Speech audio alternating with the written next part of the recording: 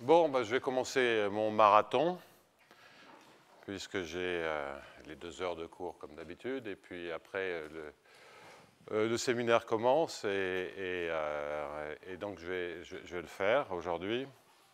J'ai changé le titre du séminaire pour parler de choses un peu plus récentes, enfin c'est entre 3 mois et 1 semaine. Et donc, le titre du séminaire sera une formulation nouvelle des modèles de MFG, de Mean Field Games, de jeux à champ moyen. Ça sera fondamentalement de développer le point de vue hilbertien. OK, donc, où en sommes-nous? Donc le but, c'est de comprendre des conditions essentiellement nécessaires et suffisantes pour l'ergodicité de processus de Markov ou de manière équivalente le comportement en temps long de solutions de type entre guillemets parabolique, c'est-à-dire des semi-groupes associés à un processus de Markov. Et pour l'instant, j'avais essayé la fois dernière de nettoyer un peu les différentes notions qui existent. Et je vous rappelle donc que si on a une équation du sur dt plus AU égale à 0, avec un opérateur qui vérifie que A1 est égal à 0, c'est-à-dire que les constantes sont des fonctions, sont dans le noyau de l'opérateur, et que A a le principe du maximum, en d'autres termes, si j'ai une condition initiale, la solution, donc si U0 est positif ou nul, ça entraîne que U pour tout temps est une fonction positive ou nulle, ce qui est totalement évident si on se sert de la représentation par le processus sous-jacent, donc U de x et de t. Là, on voit bien que la positivité est préservée, on voit bien que pour une constante, la constante ne bouge pas, c'est-à-dire A1 est égal à 0. Bien. Je vais dans un premier temps dans le cours travailler dans des situations où, grosso modo, les coefficients de l'opérateur grand A, qu'il soit local ou pas, que les coefficients sont réguliers. On verra plus tard dans le cours qu'est-ce qui se passe lorsque les coefficients sont moins réguliers. L'exemple typique, en tout cas c'est le plus simple à écrire, l'exemple typique est un opérateur que l'on peut écrire par exemple sous la forme moins AIJ DIJ moins BI DI. C'est un opérateur du second ordre, considéré comme elliptique mais pouvant dégénérer, et une manière agréable de parler de l'ellipticité ou de la positivité de la matrice AIJ et de dire qu'on peut la factoriser à l'aide d'une matrice rectangulaire.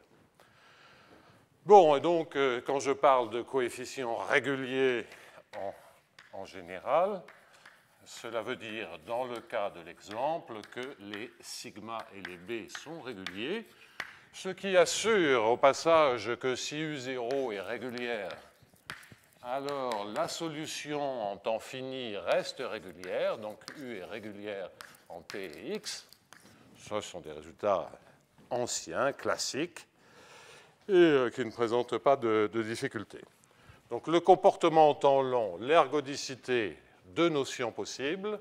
Donc l'ergodicité, allez, je vais l'appeler E cette fois, qui consiste à dire, je me pose la question de savoir si U de x et de t convergent quand t tend vers l'infini vers quelque chose, vers une fonction qui est constante, qui bien entendu dépend de U0. Et les notions de convergence dont je vais me servir sont des convergences uniformes. Et l'ergodicité au sens de Césaro, je mets un petit c ou un grand c, qui consiste à dire cette fois-ci que 1 sur t de l'intégrale de 0 à grand t de u, toujours la même chose, converge vers une constante qui, bien sûr, à nouveau, dépend de U0, la convergence étant uniforme dans les 2 cas. On a vu la semaine dernière que l'ergodicité au sens de Césaro est équivalente à dire que U epsilon converge vers une constante qui toujours dépend de U0. Je ne le rappelle pas, quand epsilon tend vers 0 par valeur positive, où U epsilon résout l'équation résolvante, et il y a un epsilon devant, pardonnez-moi, à U epsilon plus epsilon U epsilon égale, je vais l'appeler F. Si je voulais vraiment faire un parallèle, le F, c'est la même chose que le U0. Là-dedans, pour l'équation résolvante, il faut faire un tout petit peu attention à sa signification, parce que déjà, on a un temps infini qui est pondéré par le epsilon. Il faut faire un tout petit peu attention, parce que même si F est régulière, en général, le U epsilon n'est pas C infini. Donc ça l'est si on a de la non-dégénérescence, si on a des bons opérateurs qui sont bien fichus, mais quand on a des opérateurs qui sont dégénérés, on a une régularité qui en fait décroît avec epsilon. Mais dans tous les cas de figure, donc ça c'est un point de vue un peu technique sur lequel je ne vais pas m'appesantir, dans tous les cas de figure, on sait au minimum que les U epsilon sont toujours eulériens, et en tout cas sont continus. Auquel cas, la signification de l'équation, comme les coefficients sont réguliers, c'est par exemple au sens des distributions, ou de manière équivalente dans les cas qui nous occupent ici, au sens des solutions de viscosité. Bon, alors, donc là, sur l'aspect de régularité, je ne veux pas trop insister. Si on en a besoin, on reviendra dessus un peu plus tard. C'est pour des équations elliptiques, ce sont des choses assez classique. C'est-à-dire qu'on dit assez classique, c'est que c'est écrit nulle part et qu'il y a quelques personnes qui connaissent bien ça. Mais bon, ça fait partie des règles du jeu en analyse où il y a beaucoup de choses que l'on sait sans que ça soit nulle part écrit. Ce qui ne rend pas toujours l'apprentissage très simple, mais enfin, peu importe. Donc on est dans cette situation-là. J'ai déjà indiqué la semaine dernière, donc ça c'est une forme des théorèmes taubériens. D'ailleurs, le fait que ce soit ici des constantes pour l'équivalence ne joue aucun rôle. Pour l'ergodicité, les constantes sont absolument cruciales, mais si on se pose des questions plus générales de stabilisation de ces quantités et qu'on se demande si ça tend vers une fonction, on a la même fonction, et ce sont des fonctions qui sont dans le noyau de l'opérateur A. Bien, alors, quelques rappels de ce que l'on a vu la semaine dernière, et je vais un peu compléter. Donc, rappel, c'est que, bien entendu, de par les propriétés que j'ai déjà indiquées, à savoir préserver la positivité, préserver les constantes dans le semi-groupe, on voit tout de suite que la constante dont je parle peut se représenter comme l'intégrale de U0 dm, où m est une mesure de proba. J'indique tout de suite que pour l'instant, je ne travaille que dans des situations d'espace, c'est-à-dire que toutes les équations, les opérateurs, et je m'arrête là, sont en fait définis sur une partie compacte de l'espace. Je n'ai pas envie d'écrire des choses abstraites, ça pourrait être un espace métrique compact, la régularité étant à ce moment-là un peu légèrement différente, mais ce n'est pas un souci. Donc ce n'est pas nécessairement ce que je vous raconte, même un cadre euclidien. Mais bon, ce genre de généralisation abstraite ne m'intéresse pas énormément. Mais enfin, si vous êtes intéressé par des processus sur des graphes, ou par des équations paraboliques, entre guillemets, sur des graphes, ou des équations intégraux-différentielles, toujours entre guillemets, sur des graphes, l'analyse qui suit est exactement, toute l'analyse que je fais dans le cours est absolument identique. Alors, cette mesure, donc, bien entendu, est, si on a des constantes qui dépendent de U0, évidemment, tout est linéaire, c'est une forme linéaire. La positivité entraîne que c'est une forme linéaire positive, donc c'est une mesure. Et A1 égale 0, ça veut dire que si je pars de 1, je reste en 1. Ça veut bien dire que la masse totale de M vaut 1. Donc c'est bien une mesure de proba. Bon. Ça ne dit absolument rien sur les propriétés de régularité de M, sur la stricte positivité éventuelle. Ça, ce sont des choses qu'il faudra analyser très finement par la suite. Il y a des cadres où c'est simple, mais il y a des cadres où ça sera passablement compliqué. Pour l'instant, donc une mesure. Cette mesure, qu'est-ce que l'on en sait? Alors, j'avais rapidement indiqué la semaine dernière, je vais quand même faire la démonstration, en tout cas dans le cas de l'ergodicité au sens de Césaro. On emploie le vocable mesure invariante, ce qui est clair dans l'interprétation dynamique, c'est-à-dire stochastique, un peu moins clair pour une équation d'évolution.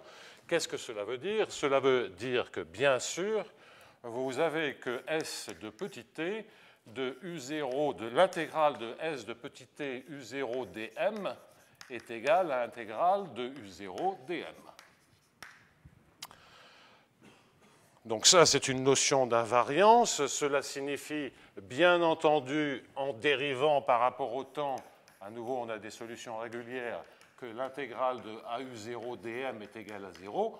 Et cela signifie évidemment que A étoile M est égal à 0, en intégrant par partie. Enfin, par transposition. Tout ceci est rigoureusement équivalent dans les situations où les coefficients sont réguliers. À nouveau, c'est de la technique d'analyse totalement standard, je n'insiste pas là-dessus. Cette information, d'où vient-elle? Ensuite, vous avez toutes les manières de dire les choses, et ça, c'est effectivement dire que pour le processus, M est une mesure invariante, ou que si M est la loi initiale du processus, le processus, pour tout temps, garde cette loi.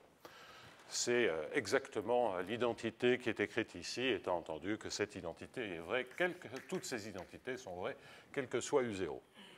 Alors là, dans le cadre de la convergence, quand t tend vers l'infini, l'ergodicité, entre guillemets, forte, la véritable ergodicité, enfin véritable, il n'y a pas de souci. Dans le deuxième cas, c'est très très simple à vérifier, mais je vais quand même vous l'indiquer. Donc, si vous regardez l'intégrale de 0 à grand T de S de T U0, 1 sur T, qui converge par définition vers cette expression, quand grand T tend vers l'infini.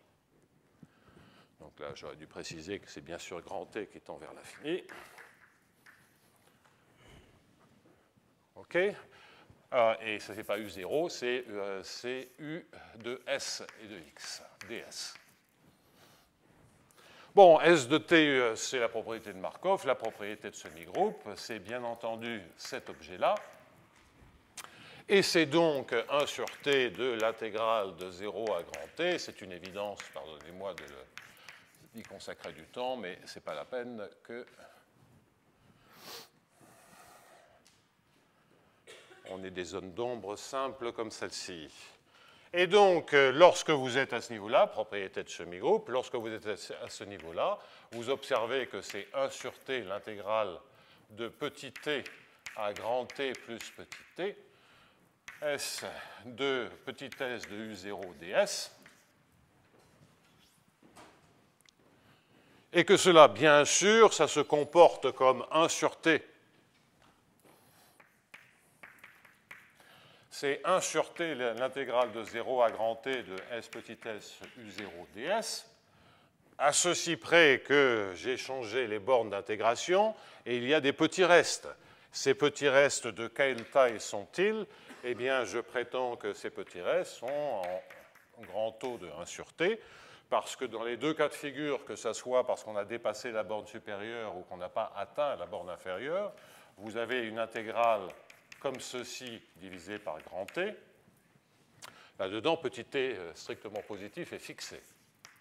Je cherche à démontrer cette identité pour un t positif fixé, et étant entendu que l'identité qui est là est vraie pour tous les t, mais je la regarde pour un t fixé. Eh bien, lorsque je regarde cet objet, qui n'est rien d'autre que ceci, lorsque je regarde ce bout d'intégrale et l'autre bout manquant, qui est l'intégrale de 0 à t de U de S, eh bien, majorer ceci, en norme du sup ne pose aucune difficulté, puisqu'il suffit de majorer ceci par petit t sur grand T, à savoir la longueur de l'intervalle d'intégration divisé par le grand T, et il va y avoir un 2, et puis il va y avoir ici un sup de U de S en norme à l'infini sur tous les S positifs ou nuls.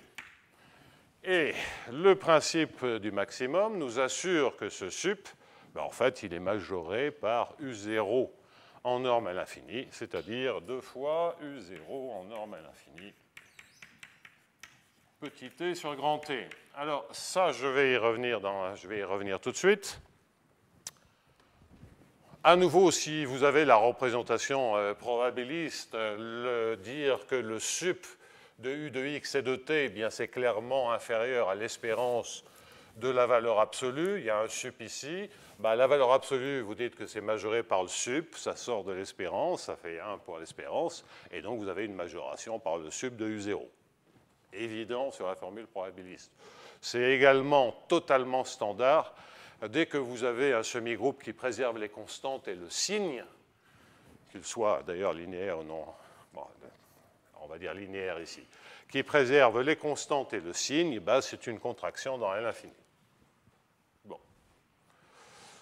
Donc, les petits bouts d'intégrale, ils ne comptent pas quand grand T tend vers l'infini. On a la même limite, on a donc l'identité.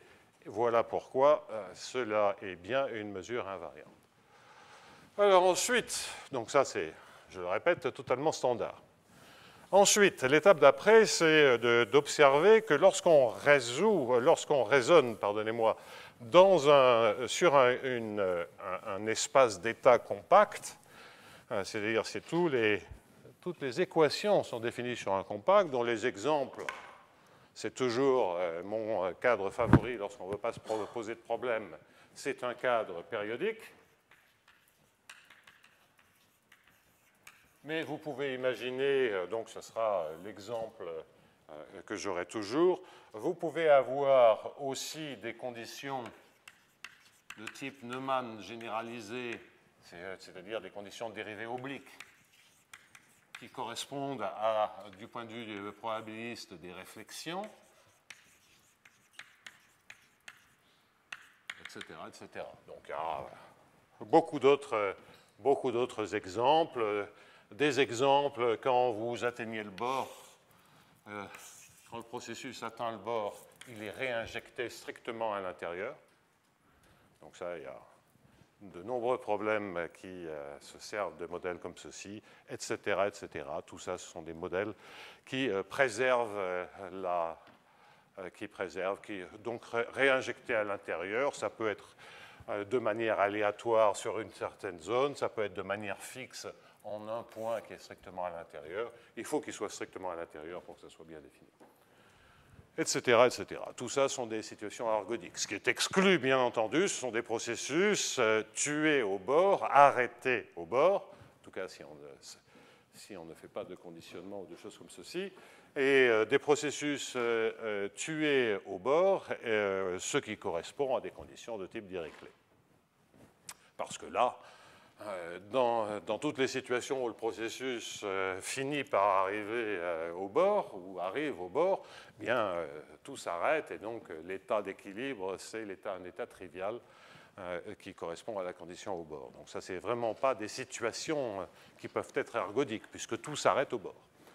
Du point de vue des EDP, ben, des conditions limites de Dirichlet, si vous avez l'équation de la chaleur, ben, tout tend vers zéro, et ça ne présente rigoureusement aucun intérêt.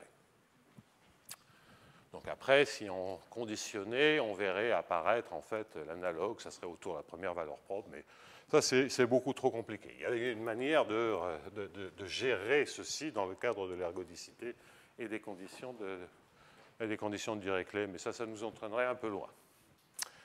Bon, alors, la remarque que je voulais faire dans un cadre donc, où je parlais de compacité, la remarque, c'est qu'il existe toujours au moins une mesure invariante. Il existe toujours un M invariant.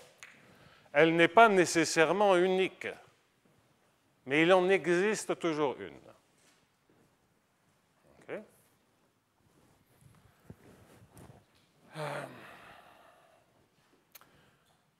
dans le cas où il y a ergodicité, qu'elle soit forte ou Césaro, M est unique. Et on a déjà vu comment quelque chose qui porte uniquement sur les lois permet de montrer qu'au sens de Césaro, le temps d'occupation d'une partie par le processus converge vers sa moyenne et que là, on a toujours besoin de moyenne de Césaro. Cela ne veut pas être un comportement en temps long. Ça, c'était le cours la semaine dernière, je ne reviens pas dessus. Donc, toutes les propriétés classiques de l'ergodicité sont connues, les moyennes spatiales qui deviennent des moyennes temporelles qui sont des moyennes spatiales, sont des conséquences de la propriété de Markov et de ceci. C'est ce qu'on a vu la semaine dernière, de la propriété de semi-groupe, si vous préférez. Donc, si ergodicité M est unique, ça, pour le coup, c'est totalement évident.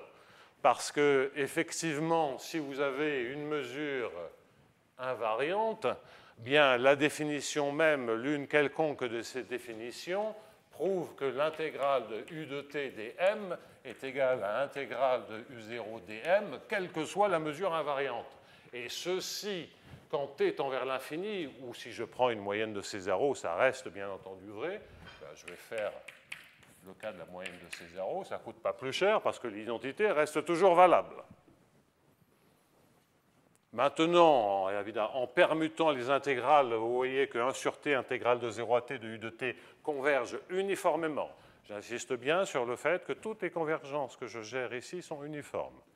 Qu'est-ce qui se passe si on met des convergences plus faibles, L1, L2, et L1 par rapport à quelle mesure? Ça, c'est encore une autre direction que j'esquisserai un peu plus tard, mais c'est vraiment pas les situations qui m'intéressent.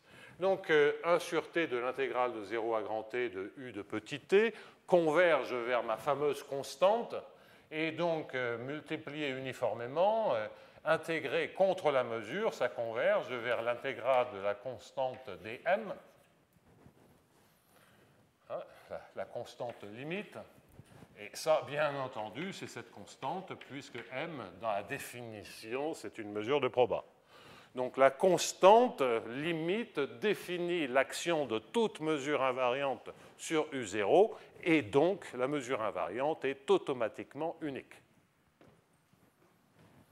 Bien.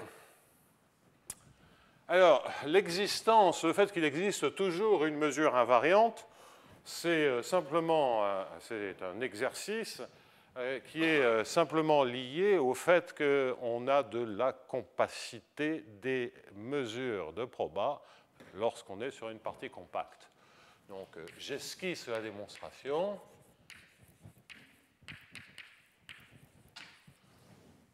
Si on sait résoudre les équations résolvantes, ben ça veut dire que pour l'opérateur transposé, on sait aussi résoudre l'équation.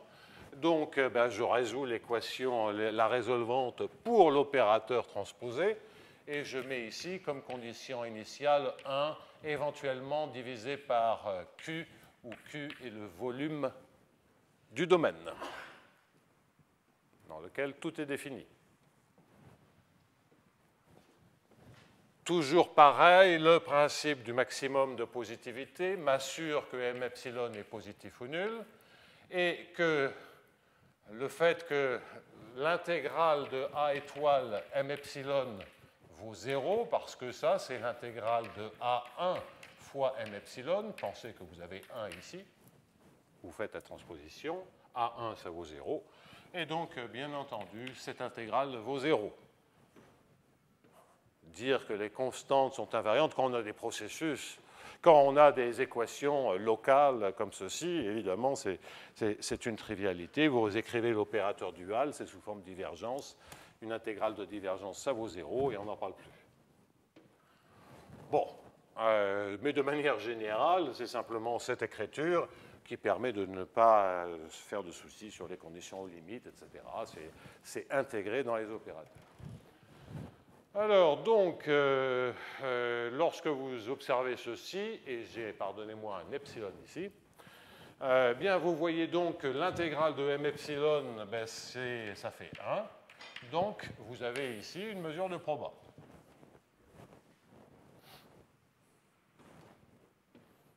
Et puis maintenant, qu'est-ce que vous faites? Vous avez la compacité faible des mesures de proba, et donc en prenant une sous-suite m epsilon converge faiblement au sens de distribution, au sens des mesures, converge vers une mesure de proba. On ne peut pas perdre de masse dans ce cas-là. Si on était dans un espace non compact, là, il faudrait se faire du souci. Si on était dans un espace non compact, l'espace tout entier par exemple, je pourrais très bien avoir une suite de mesures de proba et qui convergent faiblement vers 0. Ça veut dire que toute la masse part à l'infini. Donc là, il va falloir se préoccuper dans Rn de faire en sorte, enfin d'avoir des conditions qui nous assurent de comprendre ce sont ces conditions que la masse ne part pas à l'infini. Dans un cadre compact, il n'y a pas de souci, et voilà pourquoi il existe toujours une mesure invariante. L'existence d'une mesure invariante dans des cadres compacts, c'est une trivialité. Il n'y a rien pour un système dynamique ou pour quoi que ce soit. Et il y en a toujours. Bon, donc voilà où on en est. Et je vais maintenant, ces longs rappels et précisions étant faits, je vais maintenant petit à petit aborder le vif du sujet. J'avais signalé la semaine dernière une idée générale pour comprendre comment vérifier ce genre d'informations. Cette idée, c'était de dire que pour l'ergodicité, et je vais un tout petit peu préciser les choses, parce que la semaine dernière, je ne pouvais pas trop anticiper, mais ce que je vais rajouter sur l'ergodicité forte est absolument crucial. Donc, dans le cas de l'ergodicité de Césaro, on verra qu'une question absolument cruciale, ce sera de comprendre ce que sont les solutions, les éléments du noyau de l'opérateur, c'est-à-dire AU égale à 0 et U continue. Ça aussi, c'est très important. AU égale à 0, U continue. Est-ce que ça entraîne que U est une constante? Ça sera ça la question dans mon approche, ça sera ça la question fondamentale pour l'ergodicité au sens de Césaro. Pour l'ergodicité forte, j'avais déjà indiqué que ce qui nous intéressera, donc je vais mettre des barres parce que c'est un peu ambigu, ça sera de considérer une orbite éternelle du semi-groupe. Qu'est-ce que ça veut dire? Ça veut dire que U bar et les S sont définis maintenant pour les réels tout entiers, qui sera continu borné, même quand S tend vers plus ou moins l'infini, et surtout, on aura une information supplémentaire que je n'avais pas mentionnée la semaine dernière, et qui sera absolument cruciale, c'est que le max de U bar de S et de X, sur tous les X, est indépendant de S. Et ça, il va falloir qu'on comprenne d'où ça vient. Le minimum sur X de U bar de S et de X, ça, il suffit de changer U en moins U, est indépendant de S. En fait, c'est un peu plus général que ça, c'est le maximum de U bar moins une fonction quelconque du noyau, mais fondamentalement, ce que je veux, c'est que dans le noyau, il n'y ait que des constantes. Et donc, retrancher une constante au U bar, ça ne change rien au maximum ni au minimum. Alors ça, d'où ça vient? Ce n'est pas clair pour l'instant. Il va falloir que je vous l'explique. Mais la formulation, et ça, je ne l'avais pas écrit la semaine dernière, et la question essentielle que l'on va se poser, quand je dis appartient à C, non, c'est U est constante. Ça va être de demander est-ce que U bar soit constante.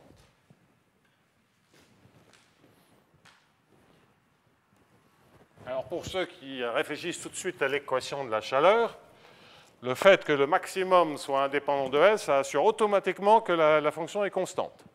Parce que quand on résout l'équation de la chaleur, à moins d'être constant, le maximum il décroît strictement. Fini. Donc on le lit instantanément. En général, il faudra voir. Donc il y a énormément d'informations là-dedans. D'où ça vient? À suivre dans un instant, pour comprendre un tout petit peu d'où ça vient. je vous avais déjà indiqué que ceci, où le premier aspect avant le max et le min, ce sont des raisonnements simples. C'est-à-dire que si je regarde epsilon u epsilon, ça vérifie que A epsilon u epsilon plus epsilon fois epsilon u epsilon est égal à epsilon f. On verra dans un instant que epsilon u epsilon est borné. On supposera que l'on a de l'équicontinuité. Je reviendrai là-dessus. Donc, grosso modo, à des sous-suites près, le epsilon u epsilon, il converge vers un certain u bar, qui vérifie quoi? Le epsilon fois la même chose, ça tend vers 0. Le epsilon f, ça tend vers 0. On a a u bar égale à 0. Si u bar égale est une constante, c'est gagné. Dans le cas de l'ergodicité forte, ça c'est ce que je vous avais raconté la semaine dernière, c'est un jeu classique de oméga limite 7 sur les systèmes dynamiques. C'est quoi? C'est de dire que si je regarde la solution, je l'aurais écrit comme ceci, que je regarde U de grand T plus S et de X, c'est une nouvelle solution qui vérifie la même équation, puisque j'ai une situation, j'aurais dû le dire, où les coefficients sont indépendants du temps. On verra plus tard toutes les questions dont je parle à l'instant lorsque les coefficients dépendent du temps. Déjà même la notion d'ergodicité, lorsqu'on a des coefficients qui dépendent du temps, ce n'est pas lumineux. Mais qu'est-ce qui se passe si les coefficients sont périodiques, sont presque périodiques, sont stationnaires? Qu'est-ce qui se passe sur la stabilisation de la loi, sur les solutions des équations correspondantes? On verra qu'on a des méthodes suffisamment performantes pour que ça s'étende à tous ces cas de figure et même à des choses qui n'ont aucune structure en temps, a priori. Mais ça sera plus tard. Donc, ce que j'étais en train de dire, c'est que ça vérifie la même équation. À nouveau, si on suppose, et les temps sont maintenant définis pour un S qui est supérieur, simplement je suis en train de faire glisser mon horloge de 0 à grand T, et donc j'ai tout un bout de trajectoire qui est avant le début de mon horloge à grand T, et qui va jusqu'à moins grand T, c'est-à-dire l'ancien temps 0. Et fini. Et quand grand T tend vers l'infini, eh bien je récupère a priori, une trajectoire que j'ai qualifiée d'éternelle, c'est-à-dire définie sur la droite tout entière. Donc c'est vide, ça. Alors bien entendu, pour pouvoir passer à la limite, à des sous-suites près en grand T, il va falloir un tout petit peu de compacité, on y reviendra là-dessus, mais on comprend d'où ça sort. C'est simplement de décaler, j'ai une trajectoire pour mon semi-groupe, je décale l'origine en grand T et ça me crée une trajectoire infinie à la limite. Bien. En revanche, ce qui n'est pas lumineux pour l'instant, c'est pourquoi on a cette propriété. Tous les gens qui ont un peu d'expérience avec le principe du maximum ont déjà compris. Alors, donc, avant d'étudier ce type de questions, je vais faire un certain nombre d'observations sur les équations qui nous intéressent, à savoir quelles sont-elles, l'équation de départ, du sur dt plus au égale à 0, ou l'équation qui est ici de résolvante. Alors donc, observation standard.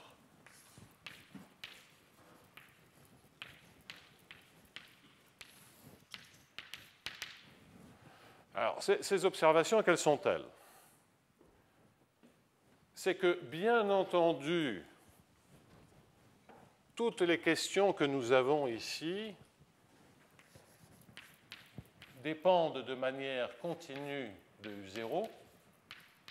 J'ai déjà indiqué cette propriété sur le semi-groupe, conséquence de la préservation de la positivité et de l'annulation des constantes pour l'opérateur. De sorte que vous avez, a priori, c'est une contraction, de sorte que comprendre ce qui se passe quand t tend vers l'infini, que ce soit ce grand T ou le petit t d'avant, pour U0 ou pour une partie dense de U0, c'est la même chose. Donc, les questions ici, je n'ai rien dit sur qu'est-ce que je supposais sur U0. Bien, ça vous dit tout de suite que quel que soit U0 continu ou quel que soit U0 régulier, c'est la même chose. Du point de vue de l'ergodicité. Hein?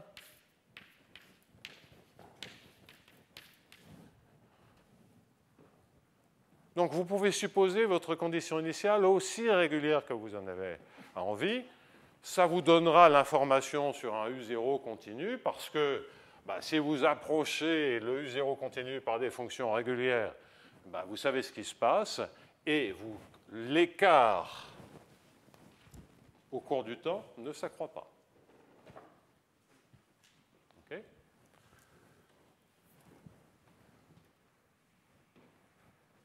Donc, ça c'est la première observation que l'on peut faire. Vous observez que si U0 est régulier, et je ne précise pas le degré de régularité, si infini vous en avez envie, c'est 18 si vous préférez, ça n'a absolument aucune espèce d'importance. Vous voyez que vous avez un certain nombre d'informations automatiquement sur le long du flot. J'ai déjà mentionné la borne à l'infini. Bon, ça c'est automatique, c'est le principe maximum. Le maximum reste borné. Donc, je devrais dire même 2i. Ça, c'est une information sur les bornes. Après, je passerai aux résolvantes. Dans le cas où U0 est régulier, eh bien, cela entraîne, a priori, si tous les coefficients sont réguliers, que AU0 est dans l'infini, mais que aussi A2U0 est dans l'infini, que A puissance K U0 est dans l'infini, etc. Là encore, c'est les propriétés de semi-groupe, hein, sans importance. Et observez que, bien entendu, d sur dt de A puissance K U0 plus A puissance K U0, U, ça vérifie toujours la même équation. Donc là, je suis vraiment dans un cadre périodique, sinon il faut faire un peu attention aux conditions limites. Hein. C'est-à-dire qu'il faut rentrer des propriétés supplémentaires de U0, mais là, je passe dessus. Ça, cette propriété, elle est évidente. Hein. J'ai simplement appliqué A puissance K à l'opérateur. Tout est linéaire là-dedans. J'ai appliqué A puissance K. Donc A puissance K, U vérifie la même équation, et donc on a une borne à l'infini. Vous savez que A puissance K U de t est borné indépendant du temps. Quel que soit K. En général, cette borne dépend de K. Quand vous commencez à regarder, ça peut être un opérateur de simple dérivation, dérivée seconde, une borne sur la dérivée km, ça croît en général par rapport à K. Sauf des fonctions analytiques très particulières. Bon. Donc on a, grâce au fait qu'on puisse prendre des conditions initiales régulières, énormément d'informations déjà sur l'orbite. Alors ça dépend de l'opérateur A. Mais si on a un opérateur qui induit un tout petit peu de régularité, ça veut dire que vous gardez de la régularité uniformément en temps. Okay. Bien.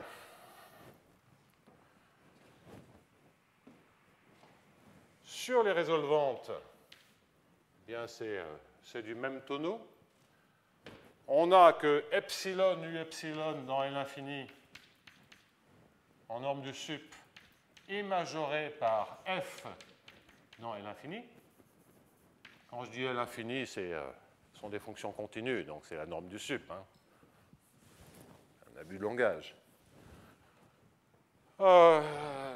Donc, ça, c'est toujours le principe du maximum.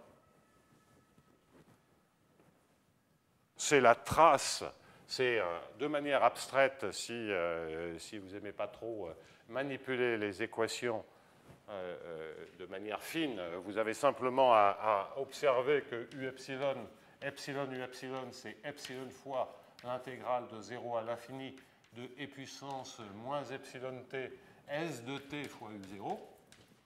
Voilà S de t fois F, pardonnez-moi, dt. C'est la définition de la résolvante. Hein. Et S de t, c'est puissance moins TA. Et donc, vous avez formellement epsilon fois l'identité plus A moins 1. Et donc, maintenant, si je me sers de la borne précédente, le U de t mesuré par le U0, ça, c'est mon U de t. Le U0, il est devenu F.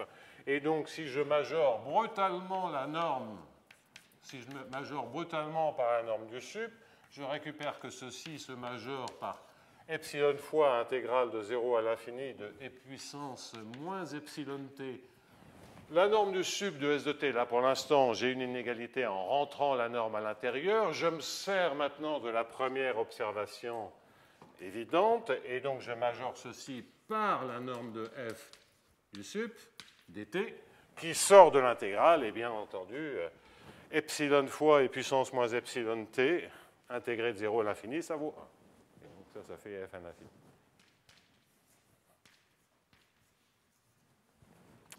Donc vous voyez que ce que l'on disait en U0 sur la solution pour tout temps se transforme sur les résolvantes en une propriété où U0 est remplacé par f et le U de t est remplacé par epsilon U epsilon.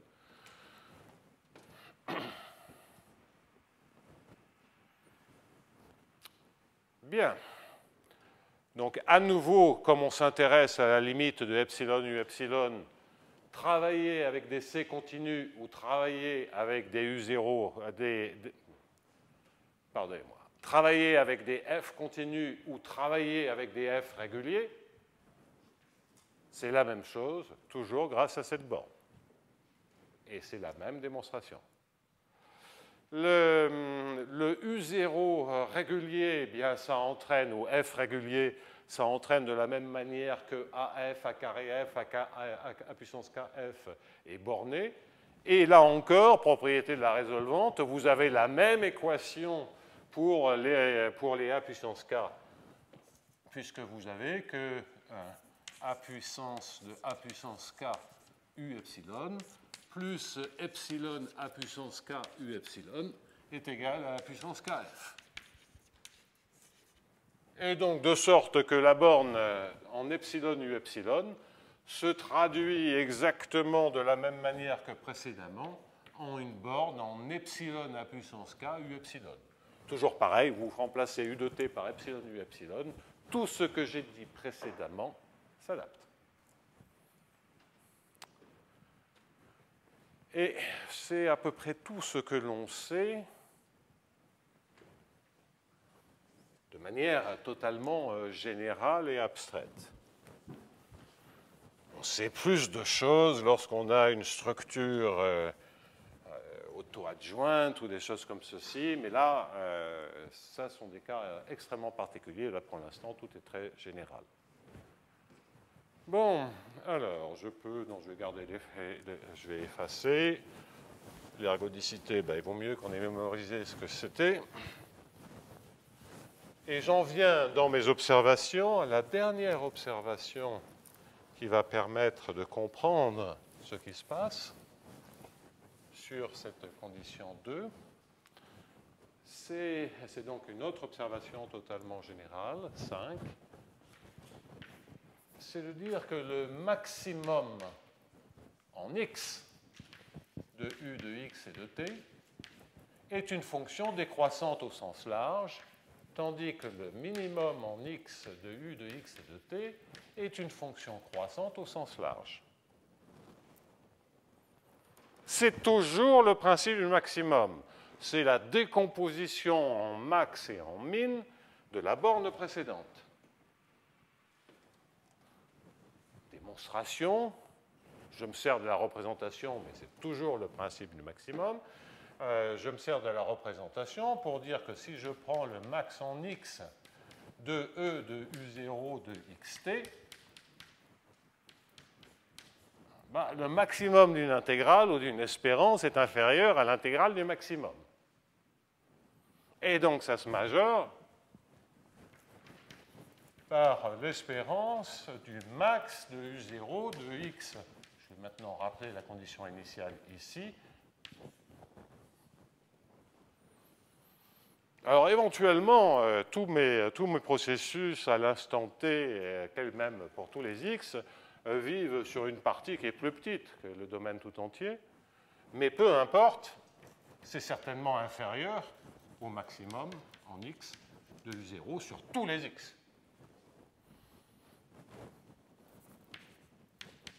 Donc, je vais appeler z pour qu'on voit bien que c'est différent. Donc, entre l'instant 0 et l'instant t, le maximum décroît. On a la propriété de semi-groupe, ça veut dire que la fonction est décroissante. Okay. À nouveau, facile, standard, tout ce que vous voulez. Vous changez U0 et U en moins U, vous avez la même propriété sur le minimum. Cette observation, donc totalement évidente, qui est à nouveau, c'est toujours le principe du maximum, la préservation pour une équation linéaire de la positivité, vous dit une chose tout à fait remarquable, c'est que sans aucune hypothèse, le maximum et le minimum, ils se stabilisent. Ils convergent quand t tend vers l'infini. On ne sait pas ce qui se passe pour le u, mais le maximum converge et le minimum converge. OK? Je répète. On a donc automatiquement cette rigidité qui apparaît et qui est en fait un peu plus générale que ceci. Bon, c'est en fait, on pourrait retrancher n'importe quelle fonction harmonique, et ça serait encore vrai. Mais comme je répète, ce qui m'intéresse, c'est des situations où les seules fonctions harmoniques sont les constantes. Il n'y a aucun gain de généralité. Si on voulait démontrer d'autres propriétés, comme des extensions du théorème de Birkhoff, là, c'est une autre affaire. Bien. Alors, et là, du coup, ce n'est pas une démonstration, mais ça permet de comprendre pourquoi ces deux informations supplémentaires sont naturelles. Parce que rappelez-vous comment formellement je crée le U-bar, et puis après je vais mettre les choses en place. Comment on crée le U-bar? Bien, on regardait U de grand T plus S X, et on faisait tendre T vers l'infini.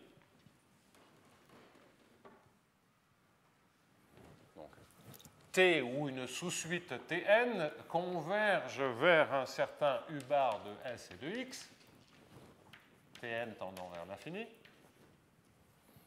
Parce que je ne sais pas que les choses se stabilisent, donc a priori, il faudra que je prenne une suite. Ça, c'est demander à ce qu'il y ait un peu de compacité. Ben, bien entendu, ce que j'ai dit précédemment, c'est que le max, il tend vers une limite, et le max, il tend vers le max.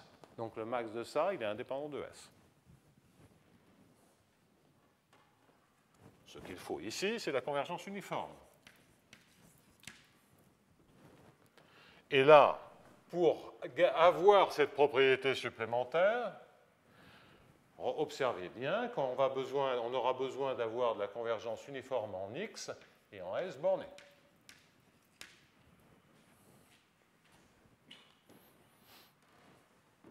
C'est-à-dire de la convergence uniforme en xt, mais en xs, sur les compacts de S, sur les bornés de S, en S. Bon. Et on récupère à ce moment-là que le max est indépendant de S, que le min est indépendant de S. Alors on verra plus tard dans le cours, je ne sais pas si je l'aborderai dès aujourd'hui ou pas, mais peut-être même dès aujourd'hui, bien on verra qu'en se servant de ces deux informations, on récupérera une condition qui est essentiellement nécessaire et suffisante sur l'ergodicité. Bien. Ouais, non, ça, je pense que dans le cas commencerai par ce cas-là, donc ça m'étonnerait que j'y arrive aujourd'hui. Bien. Alors maintenant, donc, on voit que si on a ces questions à résoudre, mais que j'ai été quand même assez vague et assez imprécis sur la manière dont je passe des équations de départ, même si j'ai indiqué le processus, il reste quand même ces convergences uniformes. Il y a le fait que j'ai dit à un moment que epsilon u epsilon, à une sous-suite près, un epsilon n, converge uniformément vers un certain u bar. La convergence uniforme, c'est pas...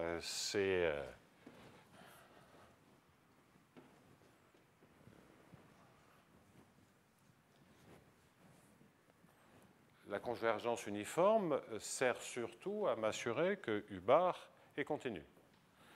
Alors, une parenthèse sur pourquoi des convergences uniformes requises ici. Pourquoi cela est-il utile? Et pourquoi j'insiste autant sur la continuité des limites potentielles? Donc, je vais prendre un petit exemple déterministe.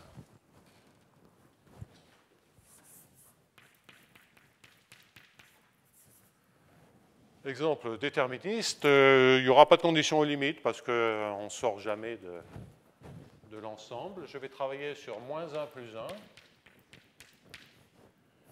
Et je vais prendre un champ de vecteur B de x, A égale à 0. Et je vais prendre pour B de x égale, alors je sens que je vais certainement me planter dans le signe, mais ça sera moins x. Qu'est-ce que ça veut dire?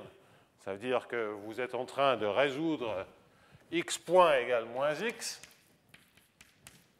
En d'autres termes, toutes les trajectoires vont en 0 à vitesse 1, c'est l'exponentielle moins t.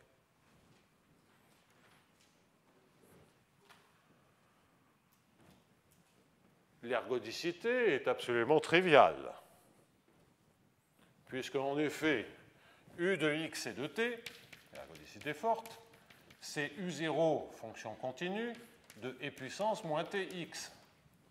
U0 est continu, e puissance moins t tend vers 0, ça tend vers u0 de 0, qui est bien une constante, et la mesure invariante, bien entendu, c'est la masse de Dirac.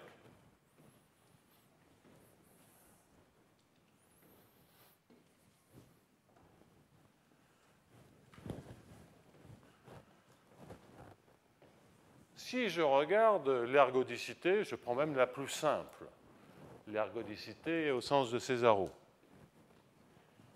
Je dois regarder quelle information? Je dois regarder l'information moins x u prime, u bar prime en x égale à 0.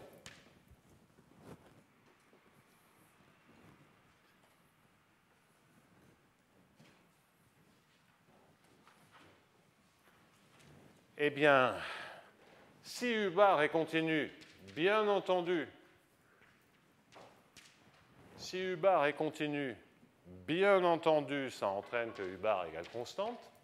U bar est égal à u bar de 0. Mais si u bar est discontinu, ce n'est pas vrai. Parce que ce que ça vous dit que u bar est constante pour les x positifs et constante pour les x négatifs. Mais il peut y avoir un saut.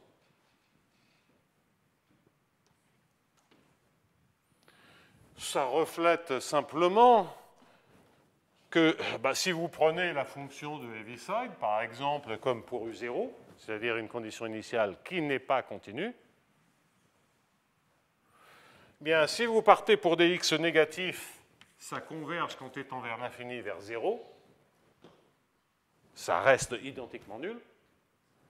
Si vous partez sur des x positifs, ça converge quand t tend vers l'infini vers 1. Donc en fait, ça ne bouge pas. La fonction de Heaviside est une fonction dans le noyau. Dès que vous avez la continuité, les deux valeurs à gauche et à droite se recollent. Et vous comprenez bien l'ergodicité. Mais toute cette approche basée sur passer à la limite, regarder l'équation, ben, ça ne marche pas si on sort de la continuité. Il faut faire attention. Cela montre d'ailleurs au passage que une situation ergodique comme ceci, si vous la regardez en norme L1 ou L2, vous vous plantez. Parce qu'une fonction heaviside est invariante, donc ça ne converge pas à une constante, et vous avez envie de dire qu'en norme L1, en norme L2, ce n'est pas ergodique. Ben non, ben c'est pas simplement parce qu'il ne faut pas regarder, sauf si on sait ce qu'on fait, l'ergodicité dans d'autres normes qu'uniformément. Après, une autre question est de dire, si on sait que c'est ergodique, est-ce que la convergence s'étend à des conditions plus générales que des conditions continues? L1, L2, etc. Mais ce n'est pas la même chose que de demander de poser la même question pour des conditions initiales L1 ou L2. Donc attention à ces histoires de topologie, des topologies dans lesquelles on pose les questions de stabilisation. Là encore, c'est en travaillant dans mon coin que petit à petit j'ai compris ce qui se passait parce que je trouve la littérature très très vague sur ces questions-là.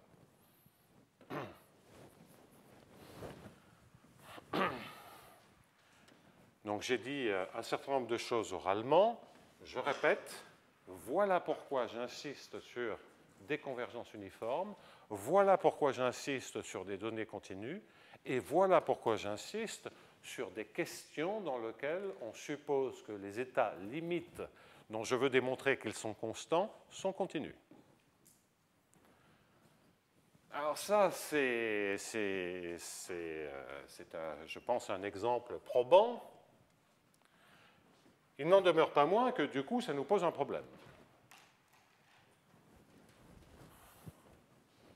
Comme on dit toujours, il n'y a pas de déjeuner gratuit. Ça nous pose un problème parce que on voit que pour pouvoir, admettons qu'on sache résoudre ces questions 1, question 2, eh bien, on voit que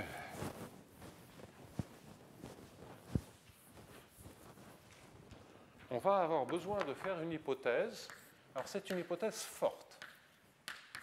On pourrait dire c'est une hypothèse technique. Non, c'est une hypothèse forte qui contient de l'information. Donc, cette hypothèse, il va falloir la vérifier dans un certain nombre d'exemples. Donc, quand je parle de conditions nécessaires et suffisantes, ça sera vrai, mais ça sera vrai modulo une hypothèse forte qui est derrière cette hypothèse où on va devoir travailler techniquement.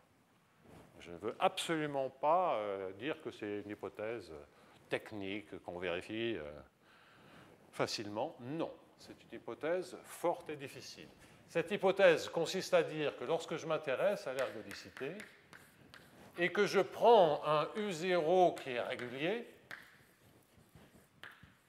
c'est de supposer que l'orbite générée par le semi-groupe est relativement compacte dans l'espace des fonctions continues, comme je suis sur un compact, et que les choses sont bornées, ça veut dire, je suppose que ça reste équicontinu. C'est compact dans C,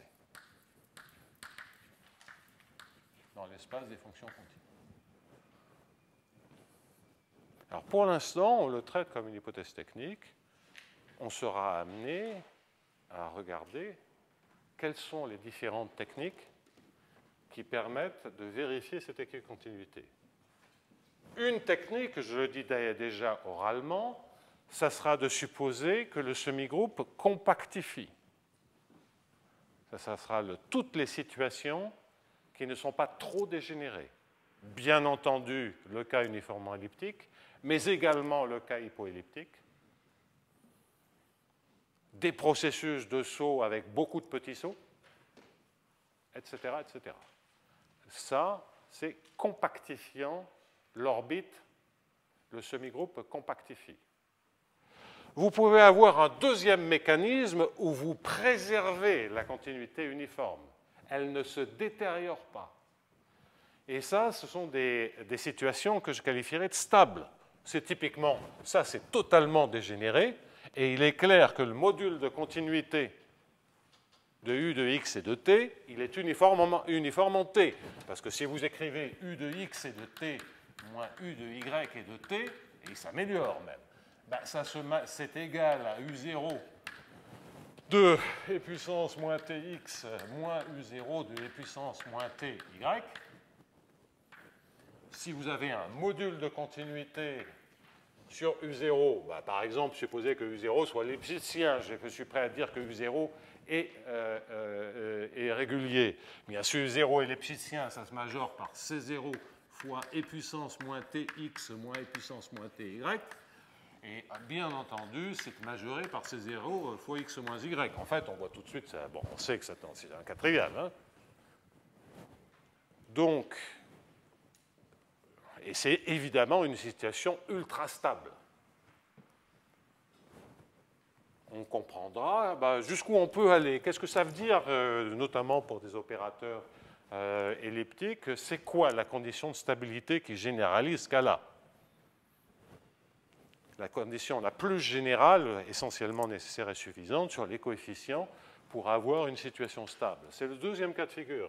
Il y a un troisième cas de figure où on aura l'équicontinuité sans avoir l'hypoellipticité, sans avoir la stabilité. C'est typiquement des situations liées à l'homogénéisation quasi-périodique. C'est des situations dans lesquelles vous avez par exemple le cube unité, vous prenez une direction irrationnelle,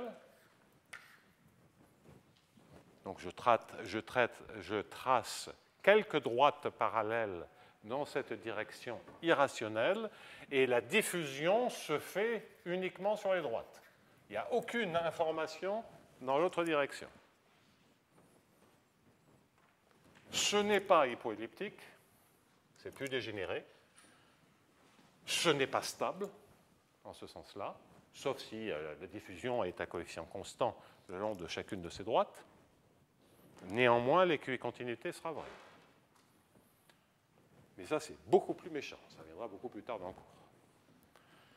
Honnêtement, je vous cite oralement quelques exemples sur lesquels je reviendrai en les détaillant.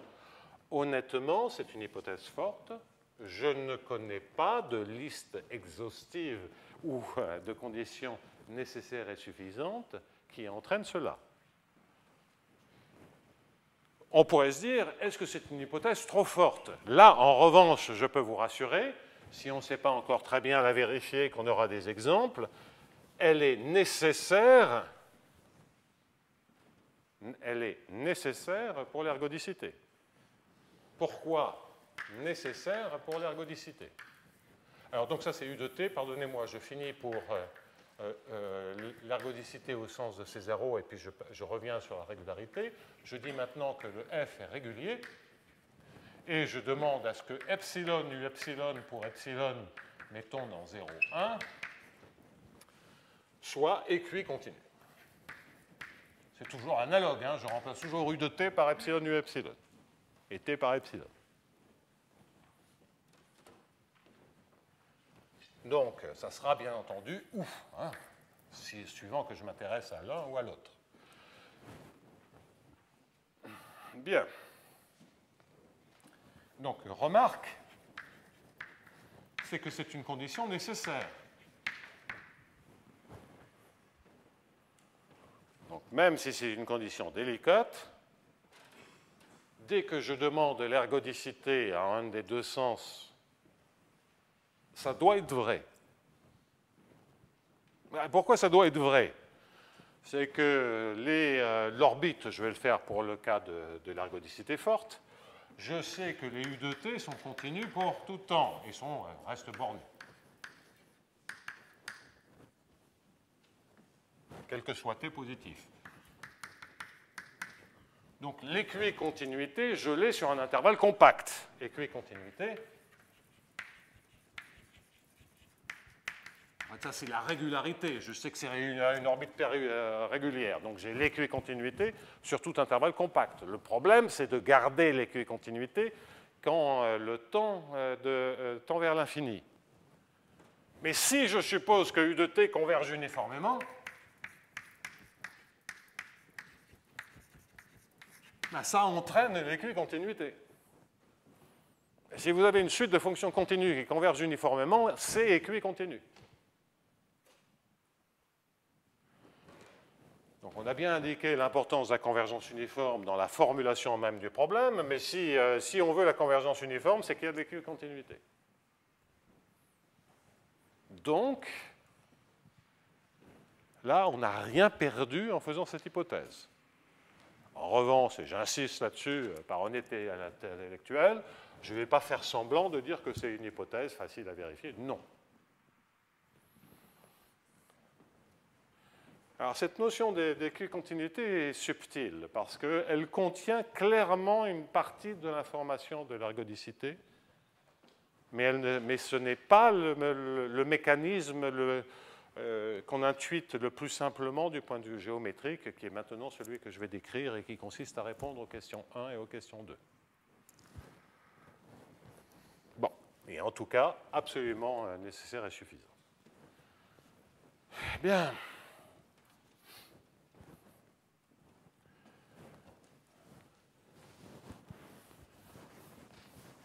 Je vous rassure tout de suite, cette condition n'est pas équivalente à l'ergodicité. On verra en résolvant ces questions, on comprendra pourquoi ce n'est qu'une partie de la problématique. Parce que si c'était équivalent à l'ergodicité, ça serait quand même un peu gênant d'avoir une hypothèse qu'on ne sait pas vérifier, de dire, bon, c'est ergodique que si seulement si une hypothèse comme ça est vérifiée, puis après on a du mal à vérifier. Ça ne servirait pas à grand-chose. Donc là, maintenant, on met en place ces hypothèses, et jusqu'à ce que je revienne sur ces hypothèses, donc aujourd'hui, dans tout le reste du cours et une bonne partie du cours la semaine prochaine, ça sera supposé. C'est une hypothèse que l'on fera toujours. Maintenant, grâce à cette hypothèse, je peux mettre en place la réduction de l'ergodicité à la question 1 ou à la question 2. Je l'ai essentiellement fait. Je vais le refaire doucement. Bien. Donc, voyons par exemple pour la question 1. Je sais que epsilon u epsilon est équicontinu. Donc, je sais qu'il existe une sous-suite epsilon n telle que epsilon n u epsilon n converge uniformément vers une fonction u bar. Ça y est, j'ai ma limite. Et bien entendu, j'ai mon équation pour u bar parce que c'est ce que je vous indiquais tout à l'heure. Epsilon n, u epsilon n plus epsilon n un est égal à epsilon n f. Ça converge vers u bar. Ça converge vers u bar, mais c'est multiplié par epsilon n, donc ça converge vers 0. Et ça converge vers 0. Bien entendu, il existe epsilon n tendant vers 0.